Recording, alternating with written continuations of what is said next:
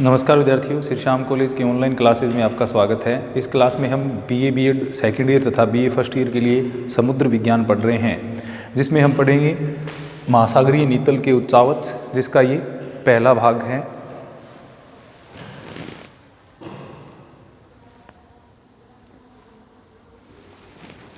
जैसा कि हम जानते हैं, ग्लोब के लगभग 3/4 भाग पर जलमंडल का विस्तार पाया जाता है।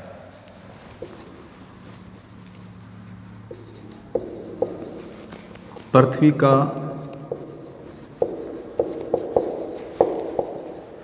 कुल क्षेत्रफल जो है वह लगभग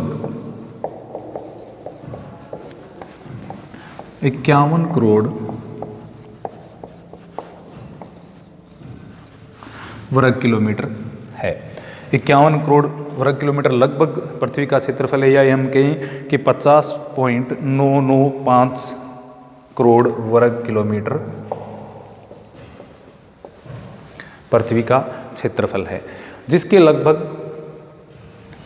कुल क्षेत्रफल के लगभग 3/4 भाग पर क्या पाया जाता है? जलमंडल का विस्तार है। तो 51 करोड़ वर्ग किलोमीटर से में लगभग 36 करोड़ वर्ग किलोमीटर के ऊपर, तो इसमें से लगभग 36 करोड़ वर्ग किलोमीटर पर क्या पाया जाता है? जलमंडल का विस्तार। तो 36 करोड़ वर्ग किलोमीटर पर लगभग जलमंडल पाया जाता है, और इसके बाकी जो लगभग 15 करोड़ वर्ग किलोमीटर पर क्या पाया जाता है? सथल मंडल का विस्तार है, वो पाया जाता है। या हम ये 36.106 ये कह सकते हैं 36.106 करोड़ वर्ग किलोमीटर जो है, उसके ऊपर पाया जाता है जलमंडल का विस्तार। और सथल मंडल का जो विस्तार है वो लगभग 14.889 करोड़ वर्ग किलोमीटर पर पाया जाता है। तो मुख्यतः मोटा मोटी इसको याद रख सकते हैं, 36 करोड़ वर्ग किलोमीटर पर जलमंडल का विस्तार पाया जाता है, और 15 करोड़ वर्ग किलोमीटर के ऊपर सथल मंडल का विस्तार पाया जाता है। यानी 71% भाग जो है उसके ऊपर क्या पाया जाता है? पृथ्वी के कुल क्षेत्रफल के 71% भाग पर जलमंडल का विस्तार पाया जाता है, और शेष जो 29% भाग है क्या पाया जाता है? सथल मंडल पाया जाता है। तो विशेषतः हमारा समुद्र विज्ञान का जो अध्ययन का विषय है वह है जलमंडल। यानी आकार की स्थिति से जलमंडल को हम अलग अलग भागों में बांटते हैं, जैसे महासागर है, इसके अलावा सागर हैं, झीलें हैं, नदियां हैं, लेकिन मुख्यतः इसमें क्या है?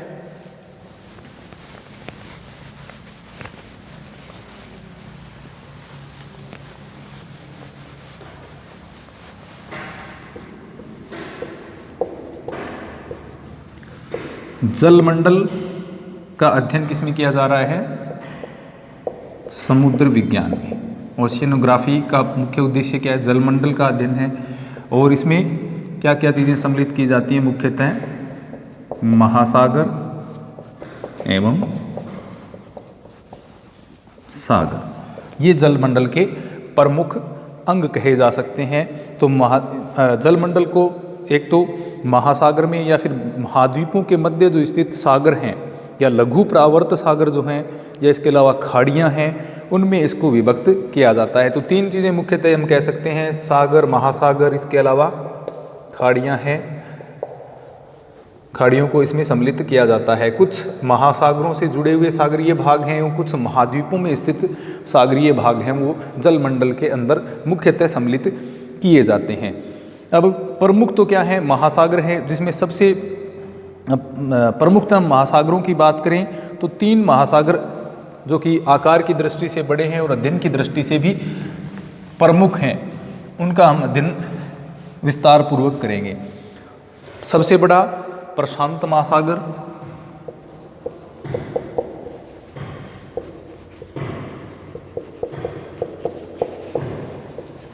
प्रशांत महासागर है, उसका क्षेत्रफल सर्वाधिक है, लगभग 16.5 करोड़ वर्ग किलोमीटर के आसपास इसका क्षेत्रफल है। 16.5 करोड़ वर्ग किलोमीटर। उसके बाद दूसरा स्थान आता है अटलांटिक महासागर, जो अध्ययन की दृष्टि से ज़्यादा महत्वपूर्ण है, उनकी बात हम कर रहे हैं यहाँ पर। अटलांटिक महासागर का जो क्षेत्रफल है वो लगभग 8.2 करोड़ वर्ग किलोमीटर है। लगभग प्रशांत महासागर से हम ये कह सकते हैं आधा है ये। उसके बाद में नंबर 3 आता है हिंद महासागर, जो कि लगभग 7.3 करोड़ वर्ग किलोमीटर में फैला हुआ है। हिंद महासागर 7.3 करोड़ वर्ग किलोमीटर। इसके अलावा आर्कटिक महासागर रह जाता है, जो कि बर्फ से सदा जमा रहता है, उसके कारण उसको अध्ययन की दृष्टि से ज़्यादा महत्वपूर्ण नहीं समझा जा सकता। वह इनमें से सबसे छोटा है, यानी आर्कटिक महासागर है। उसके बाद मलय सागर, मध्य अमेरिका सागर है, रोम सागर, बेरिंग सागर, ओखोटोसक सागर है, जापान सागर है, पूर्वी चीन सागर है, अंडमान सागर है। इसके अतिरिक्त कैलिफोर्निया सागर है, उत्तरी सागर, इंग्लिश चैनल, लाल सागर आदि प्रमुख सागरीय भाग हैं जो कि जलमंडल के प्रमुख अंग हैं, जिनको हम कह सकते हैं। लेकिन मुख्यतः अध्ययन की दृष्टि से ये 3 ज़्यादा महत्वपूर्ण हैं। तो सागरीय जो नीतल के उच्चावच हैं उनका अध्ययन है वो हम एक प्रकार से ये कह सकते हैं कि इन तीनों महासागरों पर आधारित ही पढ़ेंगे। और इन तीनों महासागरों का जो अलग अलग सागर नीतलीय उच्चावच है उसके बारे में भी हम आगे के अध्यायों में अध्ययन करेंगे। सतल मंडल के समान जलमंडल में भी क्या है, उच्चावच पाए जाते हैं। अब नीतलीय उच्चावच हैं क्या, जैसे सतल मंडल पर सतल मंडल के समान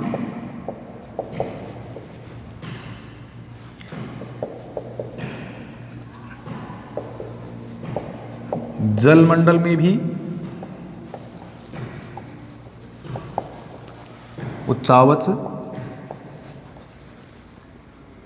पाए जाते हैं। अब सतल मंडल पर जैसे पर्वत पठार मैदान, पर्वत पठार मैदान, गर्त या खाइयाँ भी हम कह सकते हैं, ढाल हैं, ये सारी चीज़ें हैं वो सतलीय भाग पर पाई जाती हैं। उसी के समान जलमंडल में भी क्या है, उच्चावच मिलते हैं। सागर की तली का जो रूप है महाद्वीपीय किनारे से लेकर के उसकी गहराई तक भिन्न भिन्न भागों में बंटा हुआ है। यानी जहाँ से सागर भाग प्रारंभ होता है, मान लीजिए इस तरह से ये सतल है, तो ये जल में डूबे हुए जो भाग हैं वहाँ इस भाग से प्रारंभ होकर के इसकी तली तक विभिन्न उच्चावच इसमें देखने को मिलते हैं, जिनको क्या कहा जाता है, सागरीय नीतल के उच्चावच उनको कहा जाता है। यानी महासागरीय तली का जो रूप है वो महाद्वीपीय किनारे से लेकर के अत्यधिक गहराई तक, महासागरीय तली का रूप महाद्वीप के किनारे से लेकर के अत्यधिक गहराई तक विभिन्न उच्चावचों में बटा हुआ है। उसमें विभिन्न आकृतियां हमें देखने को मिलती हैं, वो क्या कहलाती हैं, सागरीय नीतल के उच्चावच उनको कहा जाता है। अब महासागर ये भाग अत्यधिक गहरे होते हैं। महासागर की अगर हम औसत गहराई की बात करें, क्योंकि उच्चावच हैं वो कहाँ पर मिलेंगे, इसके गहराई में। सतल मंडल पर कहाँ मिलेंगे, ऊंचाई में और गहराई में। अब गहराई की अगर हम बात करें तो सागरीय नीतल की जो औसत गहराई है या सागरों की औसत गहराई की अगर हम बात करें तो लगभग 3800 मीटर के आसपास महासागर की औसतन गहराई है वो पाई जाती है, यानी महासागरों की औसत गहराई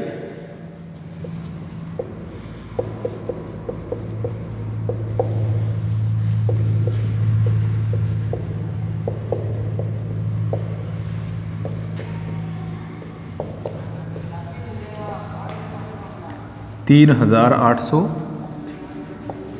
मीटर है। लगभग कितनी है? 3800 मीटर है।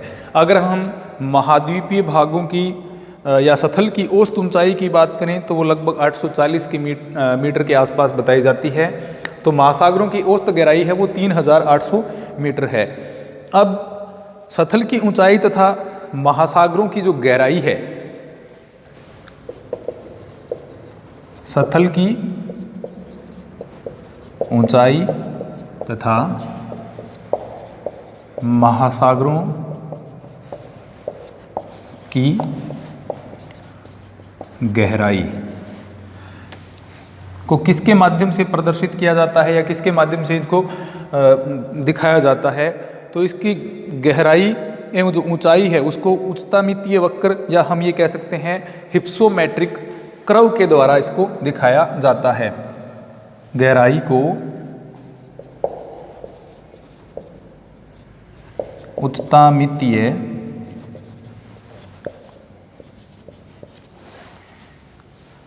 उच्चतामितीय वक्र के द्वारा प्रदर्शित इसको किया जाता है, या हम ये कह सकते हैं इसको हिप्सोमेट्रिक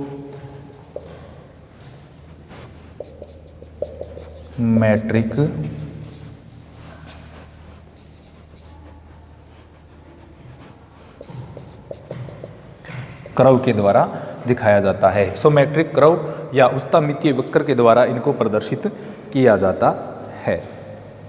तो जो सथल की ऊंचाई, इसको हिप्सोग्राफिक भी कहा जाता है, मैट्रिक या ग्राफिक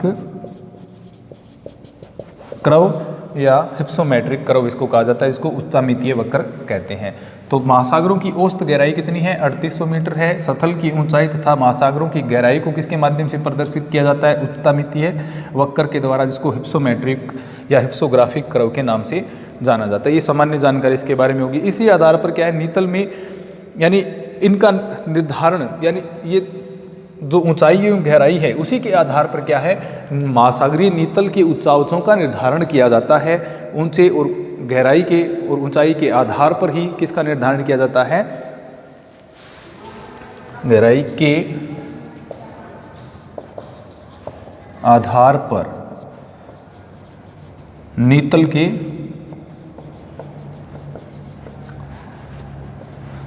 उच्चावचों का निर्धारण किया जाता है। तो ये जो उच्चावच हैं उनका निर्धारण किसके माध्यम से किया जाता है? हिप्सोमेट्रिक कर्व या जो सागरीय भाग की गहराई और ऊंचाई है उसके आधार पर इनका उच्चावच मंडल जो है उसके प्रमुख उच्चावच हैं वो बताए जाते हैं। महासागरीय महाद्वीप का जो किनारा है उससे लेकर के गहराई तक कौन कौन से मंडल क्रम से पाए जाते हैं उनके बारे में हम देखते हैं। यानी कौन कौन से उच्चावच महासागरीय भाग में महाद्वीप के किनारे से लेकर के महासागरीय गहराई, अगाध गहराई तक पाए जाते हैं, उनके बारे में हम देखते हैं कौन कौन से पाए जाते हैं।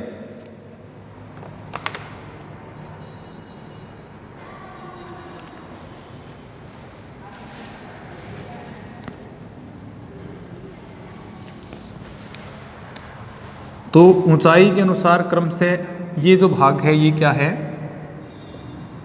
महाद्वीपीय भाग। और ये क्या है?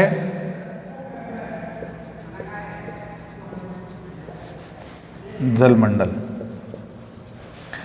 तो सबसे पहला जो भाग सर्वप्रथम सागरीय जो किनारे वाला भाग है या महाद्वीपीय किनारा जिसको हम कहेंगे, महाद्वीपीय किनारे वाला जो भाग होता है सर्वप्रथम उसको कहा जाता है महाद्वीपीय मगन तट।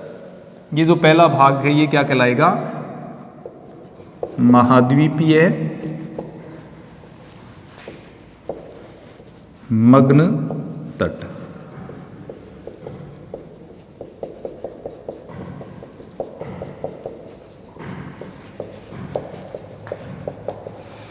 कॉन्टिनेंटल सेल्फ या महाद्वीपीय मगन तट इस भाग को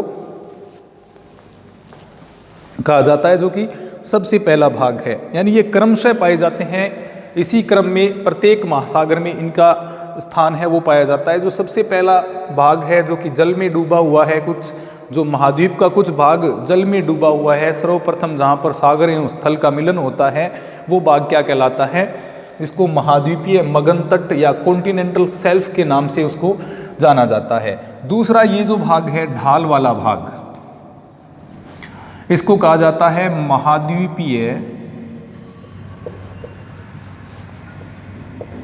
मग्न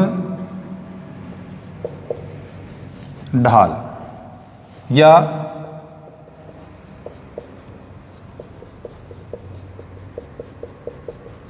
कॉन्टिनेंटल स्लोप इसको हम कहेंगे। तो दूसरा भाग जो कि ढाल वाला भाग है उसको क्या कहा जाएगा? महाद्वीपीय मग्न ढाल उसको कहा जाएगा, कॉन्टिनेंटल स्लोप उस भाग को कहा जाएगा। यानी सर्वप्रथम ये जो भाग है ये जलीय भाग है। सर्वप्रथम जो जल में डूबा मग्न, मग्न अर्थात जल में डूबा हुआ है ये महाद्वीपीय मगन तट। तट यानी किनारा, महाद्वीपीय यानी महाद्वीप का किनारा। तो महाद्वीपीय मगन तट क्या है? महाद्वीप का वह किनारा जो जल में डूबा हुआ है। तो महाद्वीप का किनारा जो जल में डूबा हुआ है वो क्या कहलाएगा? महाद्वीपीय मगन तट कहलाएगा। दूसरा महाद्वीपीय मगन ढाल, यानी महाद्वीप का वह ढाल जो जल में मग्न है या जल में डूबा हुआ है वह क्या कहलाएगा? महाद्वीपीय मगन ढाल उसको कहा जाएगा। महाद्वीपीय मगन ढाल यानी कॉन्टिनेंटल स्लोप उसको कहा जाएगा। उसके बाद में जो अगला भाग आता है वह, यानी हम गहराई में पहुंचेंगे तो वहां पर आएगा गहरे महासागरीय मैदान। ये जो भाग है यहाँ से ये ढाल खत्म हो जाता है, इसके बाद ये वाला जो भाग है ये क्या कहलाएगा?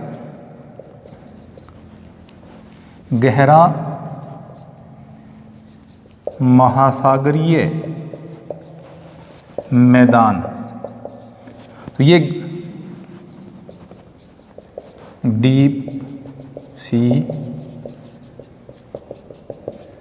प्लेन गहरा महासागरीय मैदान है, यानी ये अगाध गहराई पर पाया जाता है। सर्वाधिक गहराई पर मिलने के कारण और सागर में संपूर्णतः डूबा हुआ है, तो ये महाद्वीपीय भाग न होकर के ये क्या है? एक सागरीय भाग है। इसलिए इसको क्या कहा जाता है? गहरा महासागरीय मैदान इसको कहा जाता है। उसके बाद में महाद्वीपीय जो महासागरीय भाग है उसमें कुछ गहराई पर कुछ ये कह सकते हैं गड्ढे पाए जाते हैं या गर्त। तो महाद्वीपीय भाग में जिस प्रकार से गर्त या खाइयाँ पाई जाती हैं, उसी प्रकार से जो महासागरीय भाग हैं उनमें भी गर्त पाए जाते हैं, जिनको महासागरीय गर्त के नाम से इनको क्या कहते हैं? महासागरीय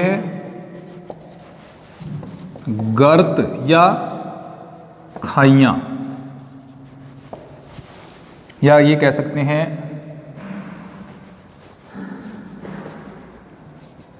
ओशियनिक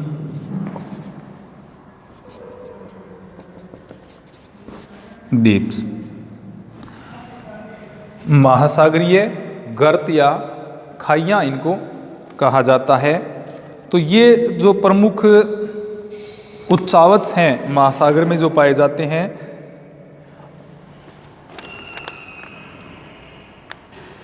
इसके अलावा अंतः सागरीय कंदराएँ भी इसमें पाई जाती हैं। इसके अलावा मध्य महाद्वीपीय कटक, महासागरीय कटक भी पाए जाते हैं। लेकिन 4 प्रमुख जो उच्चावच है वो महासागर के मैंने आपको बताए 4 प्रमुख उच्चावच पाए जाते हैं। सबसे पहले महाद्वीप का भाग जो जल में डूबा हुआ होगा, सबसे पहले तो कॉन्टिनेंटल शेल्फ उसको कहा जाएगा, महाद्वीपीय मगन तट उसको कहा जाएगा। उसके बाद में जो ढाल वाला भाग होगा उसको महाद्वीपीय मगन ढाल कहा जाएगा, कॉन्टिनेंटल स्लोप वो कहलाता है। उसके बाद में महासागरीय, अगाध महासागरीय मैदान भी इनको कहा जाता है, डीप सी प्लेन उनको कहेंगे, जो कि महासागर के सर्वाधिक भाग पर फैले हुए मिलते हैं। उसके बाद में महासागरीय गर्त या खाइयाँ जिनको ओशियनिक डीप्स या ट्रेंच के नाम से जाना जाता है, या कैनियंस भी इनको कहा जाता है, तो जो महासागरीय गर्त या खाइयाँ पाई जाती हैं। इसके अलावा जो महासागरीय कंदराएँ भी होती हैं, लेकिन ये 4 प्रमुख उच्चावच हैं वो पाए जाते हैं महासागरों में।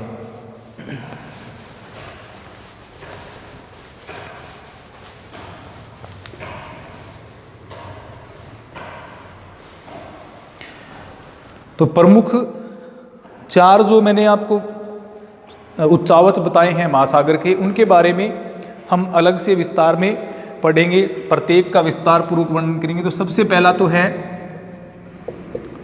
महाद्वीपीय मग्न तट, दूसरा है महाद्वीपीय मग्न ढाल, उसके बाद है नंबर 3 गहरे महासागरीय मैदान, उसके बाद नंबर 4 है महासागरीय गर्त। तो ये 4 उच्चावच मुख्यतः पाए जाते हैं। महाद्वीपीय मैदान, मगन तट, कॉन्टिनेंटल शेल्फ, महाद्वीपीय मगन ढाल, कॉन्टिनेंटल स्लोप, गहरे महासागरीय मैदान, deep oceanic plains, ocean plains या ओशियनिक डीप्स जिनको कहा जाता है महाद्वीपीय महासागरीय गर्त। ये जो 4 उच्चावच हैं ये प्रत्येक महासागर में पाए जाते हैं। पहले हम इनकी कुछ खास जो विशेषताएं क्या क्या हैं इनके बारे में पढ़ेंगे। उसके बाद में प्रत्येक महासागर के अंदर महाद्वीप, मगन तट, मगन ढाल, मैदान और गर्तों का अध्ययन हम करेंगे। तो महाद्वीपीय मगन तट जो हैं उनके बारे में हम अगली क्लास में विस्तार से पढ़ेंगे। धन्यवाद।